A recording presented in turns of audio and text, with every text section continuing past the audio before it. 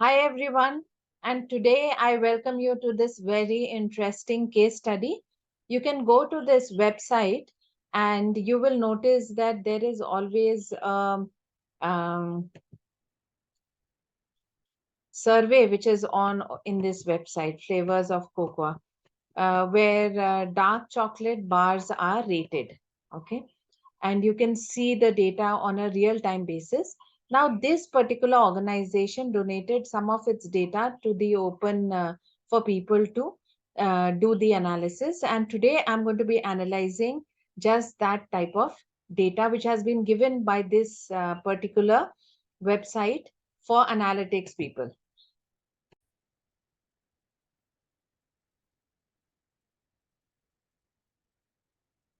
So about the data set, this is a data set of chocolate bars. We've already seen the source, and people come into the website and they rate these bars between 1 and 5, with 1 being the least appreciated and 5 being the best. Okay. Of course, there are some qualitative and quantitative parameters, and if you go to the website and look it up, you will find some more details over there.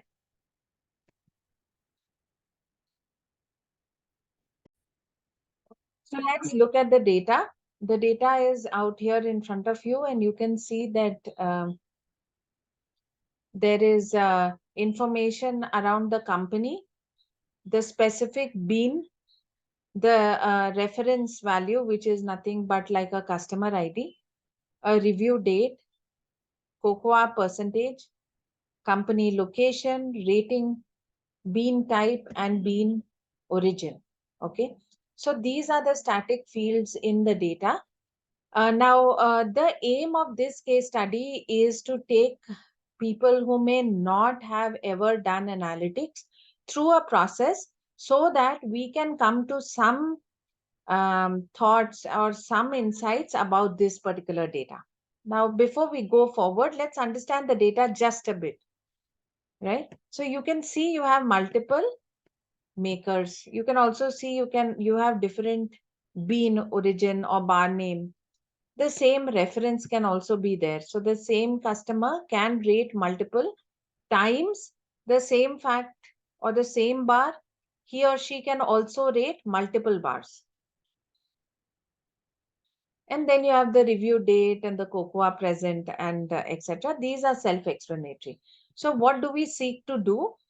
Uh, when we define the business problem, and yes, I will always follow the Dekova and I process: define, collect, organize, visualize, analyze, insights. Now, when we define the problem statement, we want to understand the key takeaways about the chocolate bars and chocolate makers that we can get from the data. There is no other data set that has been given to us as of now. So the question over here becomes, do we need to do any type of sampling? Do we need a primary key? Now, if we were building a model where we needed a test and a trained data set, we would have done a sampling. So that is a no. But do we need a primary key? Let's go and check. When we go to the data, we realize that we may need a primary key because there seem to be multiple combinations of the bar and the bean as well as the companies. So let's create a primary key, which is nothing but a key which is unique, okay, to every row, for us to know that, what is the combination of bar or bean origin and the company, and what are the ratings against that. Okay, so I'm inserted a column. You saw I just did a right click and did an insert, and I will call this the primary key. I'm creating a primary key. Okay, now how do I create this? I will just, for ease of understanding, maybe what we want to do is to just create small amount of color here. How do I want to create the key? I want to use a formula called concatenate, which is the name, as you know, in English, concatenate means bringing together. So I go to formulas and insert function. So that's the great part with Excel. You don't need to remember any formulas. As long as you go to insert a function, you will be able to get what you want. Now, what do I want to do? I want to do a combination of the bar name and the a space. Okay, I want a space, and I want the company name. Okay, so here you get it. Okay, so I've at the bottom of any cell, if you double click, it just sort of ripples through and takes the formula for all the cells in that column. Okay, for better control over the data and that nothing should go wrong in the formula, I will copy paste special so that there is nothing which can go wrong in the formula over here. Okay, so we've created a primary key. Now let's go to organizing the data. We'd like to understand missing values, outliers, dummy values, and derived variables. What are missing values? I think every one of us knows if any cell is left blank in any column, that's called a missing value. So let's look at it. How do I do it? First thing I'll do is I'm going to make a copy of this so that my original data doesn't get disturbed. And then I'd like to add in a couple of rows on top. Now, first, let me look at missing values. What is a missing value? Let's first see how many uh, rows of data does every column have or should have. So let's look at it here. I go into, I would want to count out, right, the number of rows over here. Of course, I can look at from the bottom, but I would also like to do it in the formula. So I'll just do a count formula here. I'll go to formulas, I'll say insert function, and I'm going to write out count. Okay, so I'm going to do this, and then it says, where do I want to count? So I want to actually count in this range. So I'll choose the entire range of A and say, okay. So let's see. Okay. Now you will notice it's actually giving me a zero value because count as a formula only counts out numbers. So what do I need to do? I just need to add count A. Okay. So A, when I do count A, it will give me the characters. Okay. And I'll just copy paste it across. Okay. So there I can see there are no missing values. So I can just go here and say there's no missing values, right? Okay. Now let's look at something called the outliers. What are outliers? They are extreme values, right? Something which is very different. So would I want to look at it in this reference, which is just a default number given to anybody who comes onto the site? No. The date of review? No. Cocoa present, again, that is a fact of whatever it is. So what is the, and rating? Would I want to check for outliers in the rating? No, not really, because the ratings are between 1 and 5, right? So we don't need to check for outliers. Do we want to check in the character fields? So we can do some sort of an understanding if we want, but I don't think there would be any outliers over here. So if we were to just filter it out, okay, and look at it, there are a number of values over here. So what is the good way to understand an outlier is to summarize the data and look at it in a pivot format. Now we know that there are no missing values over here. We can go back to our original data and create the pivot on this data. What is a pivot? It is a summary table. It's a summary table which will help us understand a bit more about our data. So we go to insert and pivot table from this table or range, and we say okay. Now my favorite way of going through this,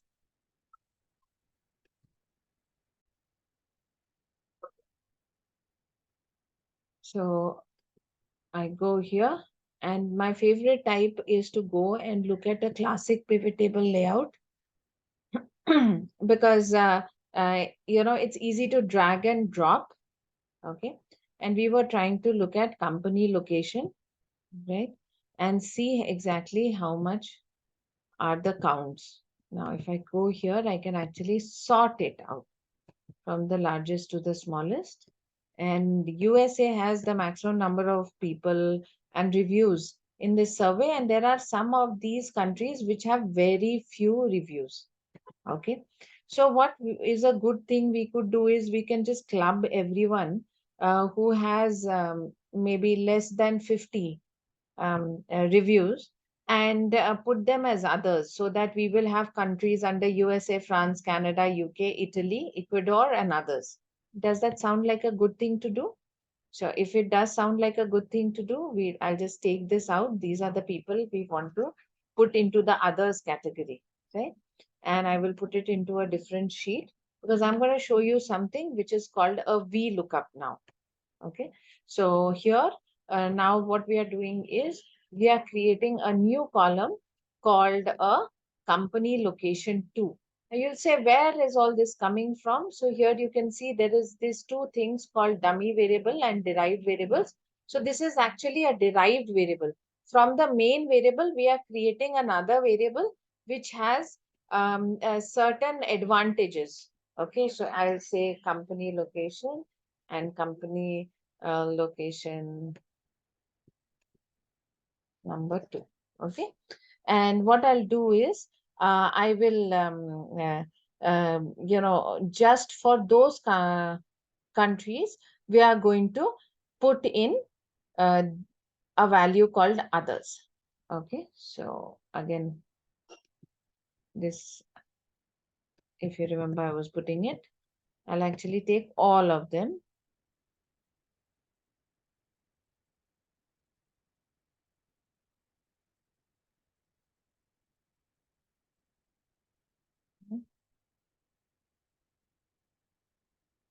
Put it here, and from here I've put, what is the thing? Others. So what I wanted to do is to do others, and here I wanted to actually pick up what it is originally, right? So this is what I wanted to do. And I go back here, and over here we will look at something called a VLOOKUP function. What is a VLOOKUP function? As the word itself says, it looks up certain values and changes it in the data set of our choice. So let's look at a VLOOKUP function. The best way, of course, is look at a formula, insert function. Again, as long as we know what we are looking at, we'll be able to get it easily. VLOOKUP. Okay. What are we looking at? We are looking at the value of company location. Where are we looking at it? We are looking at it in the sheet 4. Okay. What is the column index number in sheet 4? We want it from, it is the second column. And do we want it to be an exact match or an approximate match? We want an exact match, so we'll just say false. Okay, and here you go. You will notice now we just have pushed it through for all the column from the top till the bottom, and we're going to validate it and see that there is others. So now we have just very few countries and others. So here you go. I am copy paste special so that we can't change anything. And here there are two columns therefore created with some differences, the primary key and the company location column. Go back to the summary. What does the data really look like? The range, central tendency, shape of the data. Okay, this is an interesting um, question.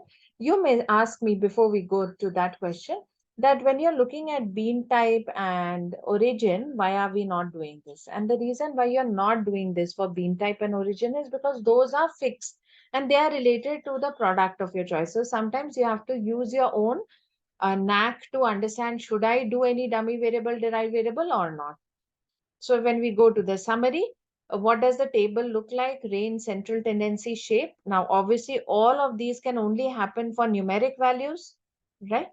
So here I'll just put this as nil. Dummy variables, we did not do any dummy variables. Dummy variables are those 0, 1 variables.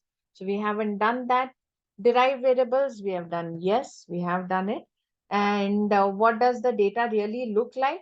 This is all for the numeric variables. So let's again go here and see what we can do for the numeric variables. So again, what I'll do is I'm going to actually create a copy. Okay. And in this copy, I'm going to just look at the range of the data that are present. Okay. This company location, actually, at some point, we will drop it off because we don't need two columns with the same thing. So let's look at the reference number. There's no minimum, maximum. Review date, we can have some values around minimum, maximum, etc. So let's do it. I'm just putting the values that we're calculating over here. Let's see the minimum, the maximum, the average or mean, and let's see the median, which is the middle value. Okay. So again, the easiest way to do it is to go to formulas, insert function, and just type it over here. So I want the minimum. Okay. If I say go, it'll ask me where do I want to see the minimum, and I want to see it on my review date. So I will just pick it up from here. Okay. So here you go. Now there is one function in Excel which is of much use to anyone, which is being able to put a dollar sign and freeze the cells. Okay, so what does the dollar sign do? It will ensure that even when I drag the values around, this range of values cannot change. Okay, so let's see. Here I want to see the maximum. So here, I mean, either I can go and insert the max, or I can just go to min and just change it to max. So it is between 2006 and 2017. The average is the mean value. So I just either I can again go and pick it up and just change it here as average, or I can insert the value from a formula. And the median value also I can pick it up. I mean, here I'll insert it from formula and show you recent function. I go and pick up the median value.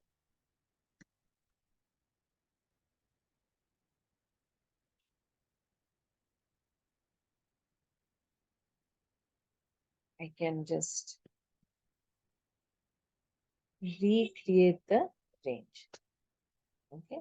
So these are the values. The average and the median value don't make any sense for a date, but this is something which is important. This is telling us that the values in this range are all the surveys taken are between 2017 and 2006.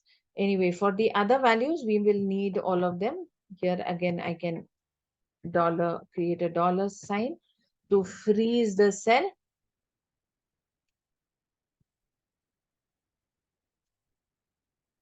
And I take it here.